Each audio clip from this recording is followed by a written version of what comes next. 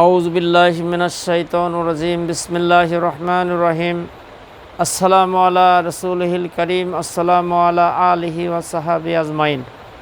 আল্লাহ পাকের পবিত্র দরবারে কালেমাতুশ শুকর আদায় করি যে আল্লাহ তাআলা আমাদেরকে হায়াতে বেঁচে রেখে সুস্থ রেখে কোরআন ও হাদিস থেকে কিছু আলোচনা করার তৌফিক দান করতেছেন। সেই মহান মাবুদের দরবারে কালেমাতুশ শুকর আদায় করি আলহামদুলিল্লাহ। শতকোটি দরুদ ও সালাম নূরে মুজাসসাম সরকারে আলম আকাইনাম তাজদারে মদিনা, বিশ্ব মানবতার মুক্তির সনদ, মজলুম মানুষের মুক্তির দিশারি সেই নবীর রওজা মুবারকে অসংখ্য দরুদ ও সালাম সাল্লাল্লাহু আলাইহি সাল্লাম। এসব শুকরিয়া আদায় করার পর প্রিয় মুসলমান ভাই ও বোনেরা, দেশ এবং দেশান্তরে যারা আছেন, আল্লাহ সকলকে সুস্বাস্থ্য কামনা করুক, সুস্বাস্থ্য দান করুক কামনা করি। আল্লাহ সকলকে বালা মুসিবত থেকে, ফিতনা ফাসাদ থেকে হেফাজত করুক। কোরআন ও সহিহ সুন্নাহ মেনে যেন আমরা চলতে পারি। আল্লাহ পাক আমাদেরকে তৌফিক দান করুক, আল্লাহুম্মা আমিন। মুসলমান ভাই ও বোনেরা, আজকের আলোচনা হলো মুনাফিক। মুনাফিকের লক্ষণ কী এবং মুনাফিক কারা? কাফের অর্থ যারা ঢেকে দেয় আল্লাহর নামকে, মুছে দিতে চায়, তাদের নাম হলো কাফের। আর কাফেরের বহু বচন হলো কুফফার। আল্লাহ কৃষককে কুফফার বলেছে, যেহেতু বীজ তারা মাটির নিচে ঢেকে দেয়। কাফের ওরা আল্লাহর নামকে ঢেকে দেয় বা মুছে দেয়। আর মুনাফিক হলো লুকিয়ে রাখে, মানে অন্তরে যেটা আছে মুখে সেটা নাই। আল্লাহ হলো মুনাফিক। কাফেরের চেয়েও মুনাফিক ইসলামের ক্ষতি করেছে এবং মুনাফিকের আযাব হবে বেশি। হযরত আব্বাস রাদিয়াল্লাহু তাআলা আনহু বর্ণনা করেন, মুনাফিক যদি তুমি তালাশ করতে যাও, মুনাফিক বেনামাজির মধ্যে থাকে না, মুনাফিক নামাজিদের মধ্যে থাকে। মুনাফিকের টুপি থাকবে, দাড়ি থাকবে, পাগড়ি থাকবে, হজ থাকবে, যাকাত থাকবে, ইবাদত বন্দেগী থাকবে, কিন্তু তারা হলো টাটকা মুনাফিক। মুনাফিকের হাদিসে 3টা লক্ষণ, আর এক বর্ণনায় আছে 4টা লক্ষণ। মুনাফিক কথা বললে মিথ্যা কথা বলে, আমানতের খিয়ানত করে, ওয়াদা করলে ভঙ্গ করে, আর ঝগড়া ফাসাতে অত্যন্ত অশ্লীল ভাষায় মুখ খারাপ করে। তাহলে এই 4টা গুণের একটা গুণ যার মধ্যে থাকবে, সে 1 ভাগ মুনাফিক। মুনাফিকের দৃষ্টান্ত দিতে গিয়ে বিশ্বনবী বলেন, মুনাফিক হলো ডাকা ছাগিরি নাই। ছাগল যখন গরম হয় দেখেন এদিক দৌড় মারে, ওদিক দৌড় মারে। এলো হলো মুনাফিকের লক্ষণ। মুনাফিকও মসজিদে যাবে, মুনাফিকও নামাজ পড়বে, কিন্তু এটা আল্লাহকে খুশি করার জন্য না। মুনাফিক ইবাদত করবে শুধু মানুষকে দেখানোর জন্য। এই জন্যে বিশ্বনবী জনাবে মুহাম্মদ রাসূলুল্লাহ সাল্লাল্লাহু আলাইহি সাল্লাম মুনাফিকের দৃষ্টান্ত দিতে গিয়ে বলেছে, মুনাফিক হলো দুমুখো সাপ। তো এগুলো মুনাফিক থেকে আল্লাহ রাব্বুল আলামিন আমাদেরকে হেফাজত করুক, আল্লাহুম্মা আমিন। মুনাফিককে দিয়ে আল্লাহ জাহান্নাম উদ্বোধন করবে। তাহলে মারাত্মক, মুনাফিক হলো মারাত্মক। আর আল্লাহর নবী জলিল কদর সাহাবী আব্বাস রাদিয়াল্লাহু তাআলা আনহু বলে, মুনাফিক থাকে নামাজির মধ্যে, নাউযু বিল্লাহি মিন যালিক। তাহলে আমরা দেখি যে আমরা মুনাফিকের মধ্যে আছে কি না। আল্লাহর নবী, বিশ্ব নবী জনাবে মুহাম্মদ রাসূলুল্লাহ সাল্লাল্লাহু আলাইহি সাল্লাম মসজিদ নববীর মধ্যে নামাজ পড়ছে।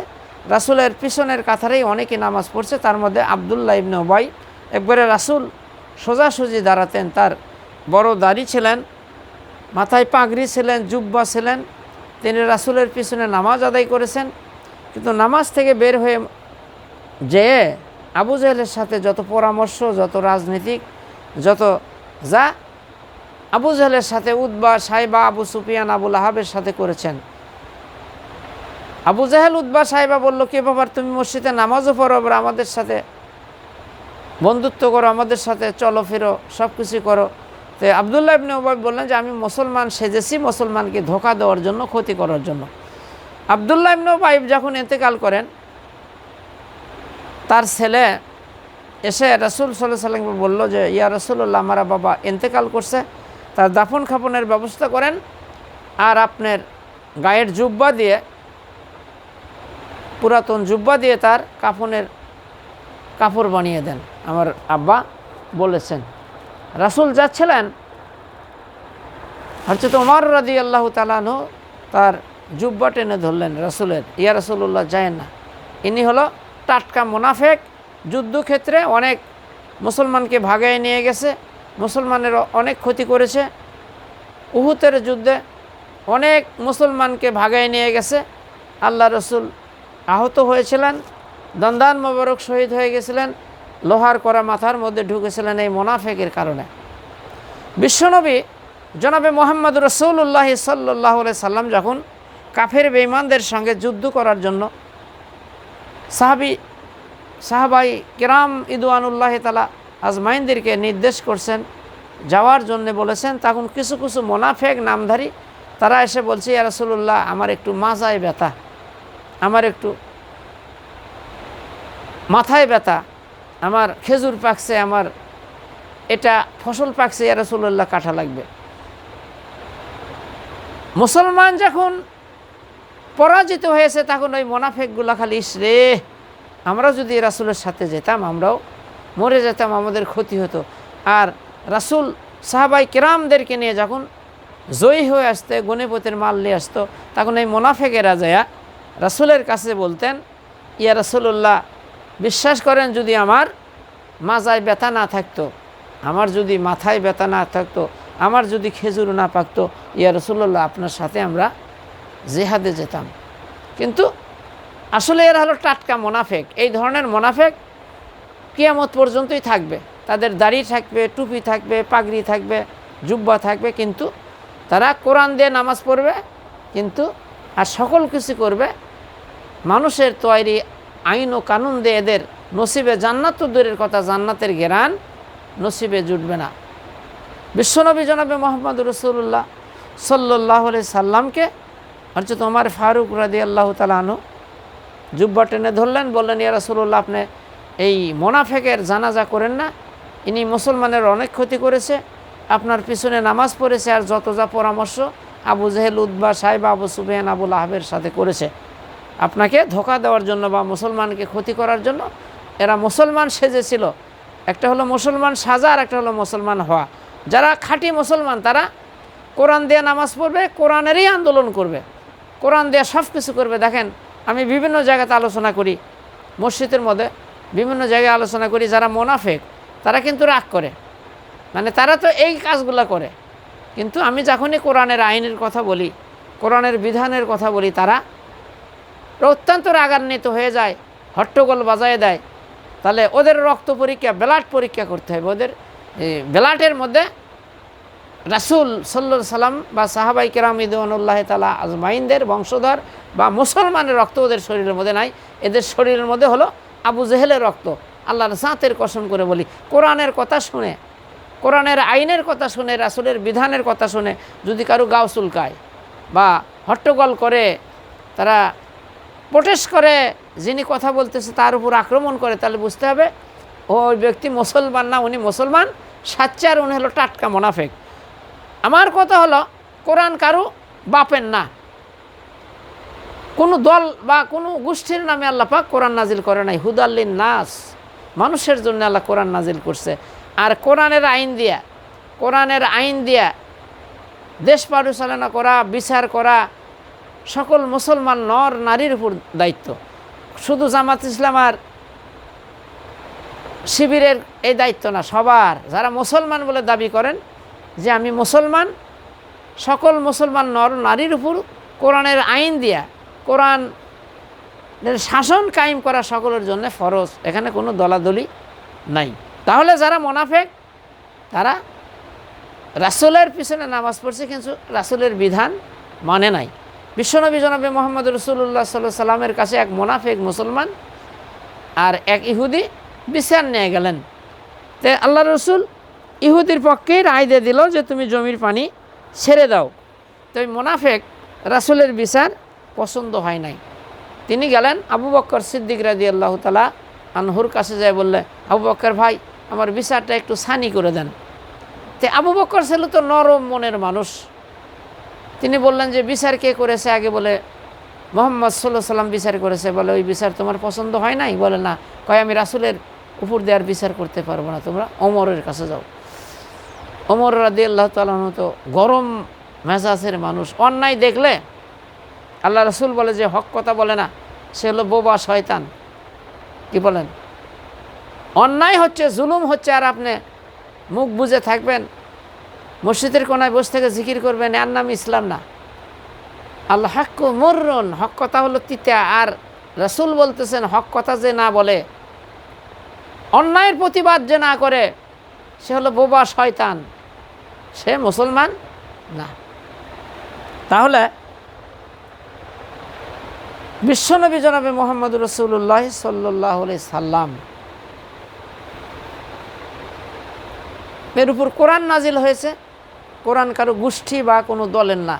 কোরআনের আইন দিয়ে বিচার করা, ফয়সালা করা সকলের দায়িত্ব। তাহলে ওমরের কাছে যাই মুসলমান বলতেছে, ভাই আমার এই বিচারটা একটু সানি করে দেন। তো ওমর বলতেছে, আগে কি করেছে বিচার? বলে মুহাম্মদ রাসূলুল্লাহ সাল্লাল্লাহু আলাইহি সাল্লাম। বলে রাসূলের বিচার কি তোমার পছন্দ হয় না? কয় না।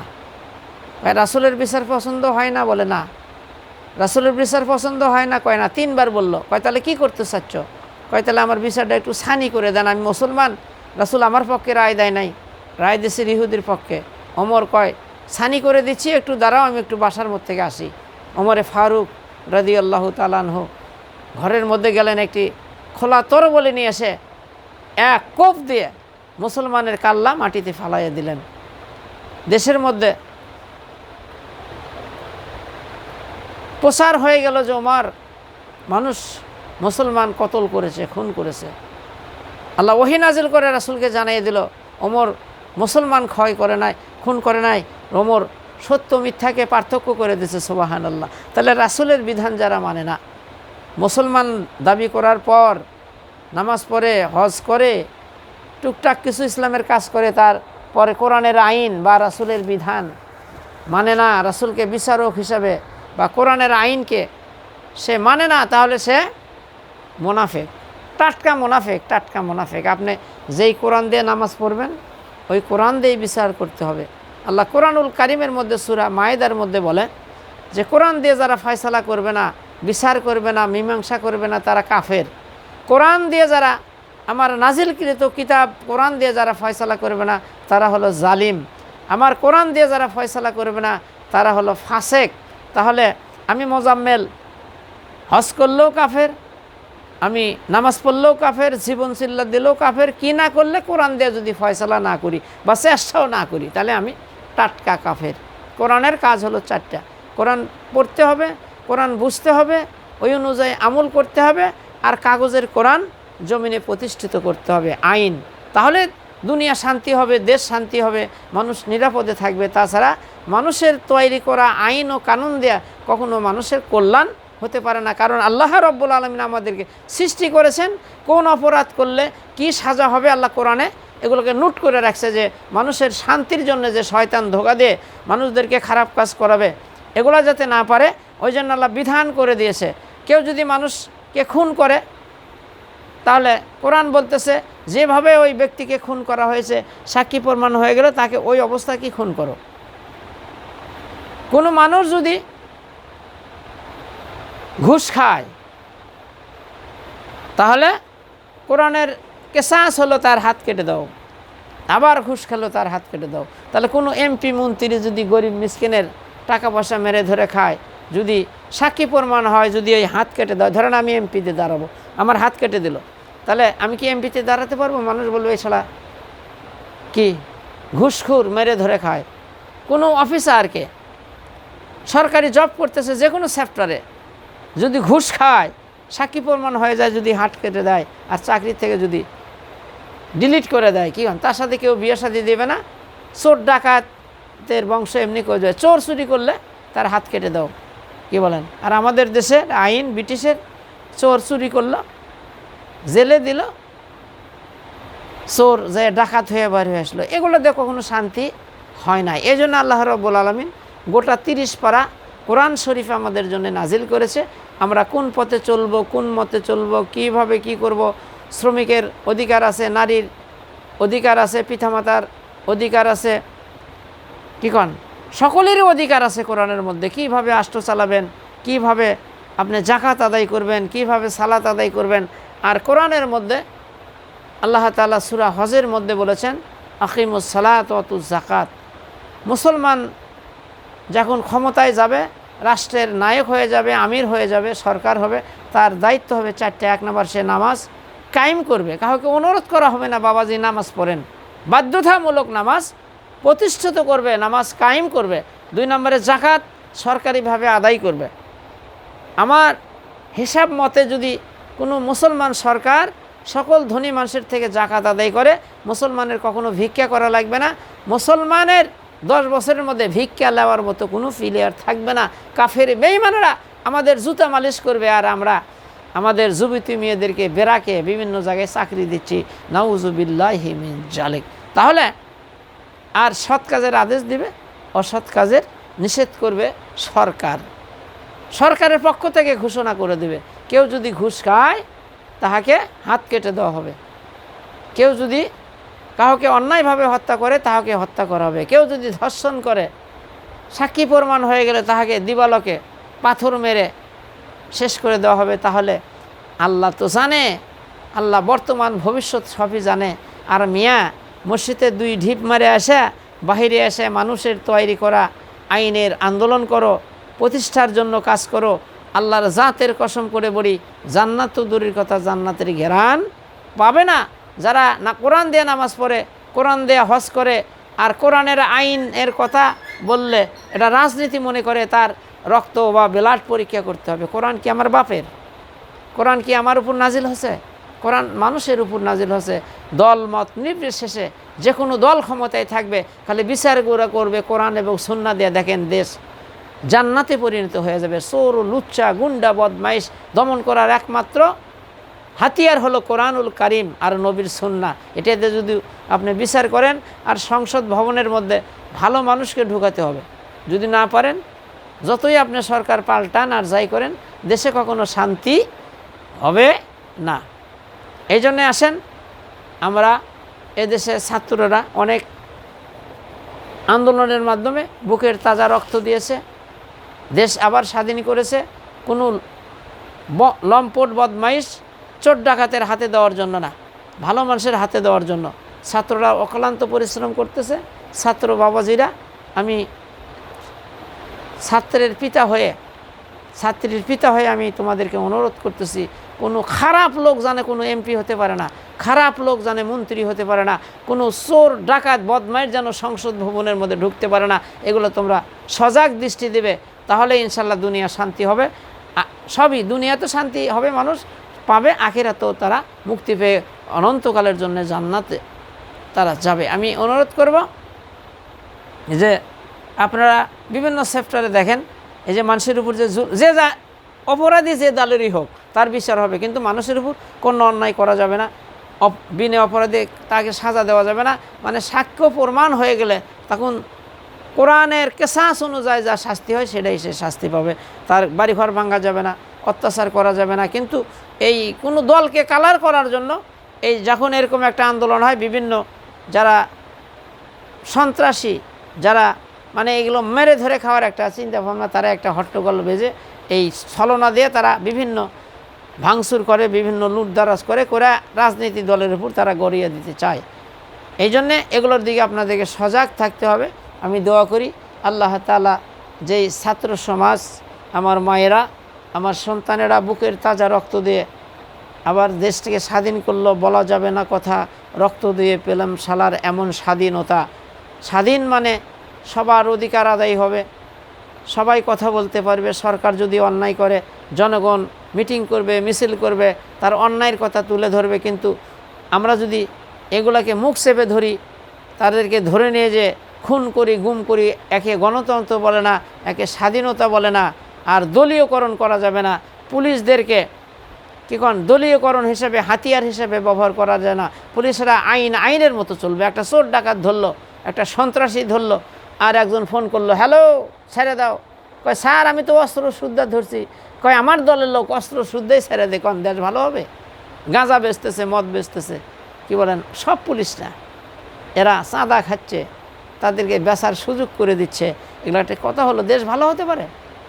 কারণ পুলিশ হলো এগুলো দমন করবে, সব পুলিশ না। তারাই যদি এই যে হেরোইন, গাঁজা, মদ, মাদক দ্রব্য সমাজ ধ্বংস করে দিচ্ছে, যুব সমাজ ধ্বংস হয়ে যাচ্ছে। আর পুলিশ যদি মাসে মাসে চাঁদা নেয়, কন্ট্যাক্ট করা থাকে যে মাসে এত টাকা দিতে হবে, চুরি করতেছে, ডাকাতি করতেছে, কন্ট্যাক্ট করা থাকে এত টাকা দিতে হবে, ছিনতাইকারীর থেকে টাকা নিচ্ছে, এই যে ছিনতাই করব আমি এলাকাত, আপনি টাকা দেবো, তাহলে সমাজ ভালো হবে?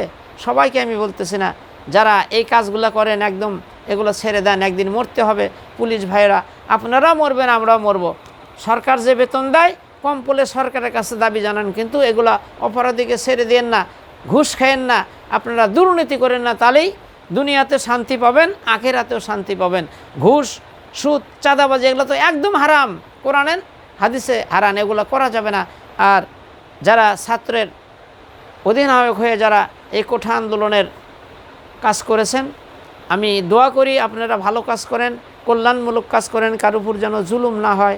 যারা অপরাধী তাদেরকে চিরুনি অভিযান চালাইয়া তাদেরকে সাক্ষ্য সত্য প্রমাণ করে, যারা মানুষ খুন করেছে, গুম করেছে, তারা যে দলেরই হোক, তারা যেই দেশেই যাক, তাদেরকে দেশে নিয়ে এসে তারা বিচারের মাধ্যমে আপনারা কোরআন দিয়ে বিচার করেন, দেখেন দেশ ঠান্ডা হয়ে যাবে, দেশ শান্তি হয়ে যাবে, দুনিয়াতেও আপনি শান্তি পাবেন, আখিরাতেও শান্তি পাবেন। আল্লাহ রাব্বুল আলামিন এই যে মুনাফিকের আলোচনা করলাম, এই মুনাফিক থেকে আমাদেরকে হেফাজত করুন। কারণ হলো মুনাফিককে দিয়ে আল্লাহ জাহান্নাম উদ্বোধন করবে। মুনাফিকের টুপি থাকবে, দাড়ি থাকবে, জুব্বা থাকবে, পাগড়ি থাকবে, হজ থাকবে, নামাজ থাকবে, কিন্তু তার ভিতর যদি মুনাফিকই থাকে, সে কোশ্চিনকালেও আল্লাহর জান্নাতে প্রবেশ করবে পারবে না, জান্নাতে ঘ্রাণ দেখবে না। মুনাফিক হলো তারা মুখে বলে একটা, অন্তরে একটা। আল্লাহ পাক আমাদেরকে এই মুনাফিকি থেকে মুক্ত করে আল্লাহ সঠিক মুসলমান আমলে চলে বা সুন্দর আমল করার মতো, আর কোরআনকে গোটাগুটি মেনে চলার মতো তৌফিক দান করুক, রাসূলের সুন্নাহ মেনে চলার তৌফিক দান করুক। আল্লাহুম্মা আমিন। আসসালামু আলাইকুম ওয়া রাহমাতুল্লাহি ওয়া বারাকাতুহু।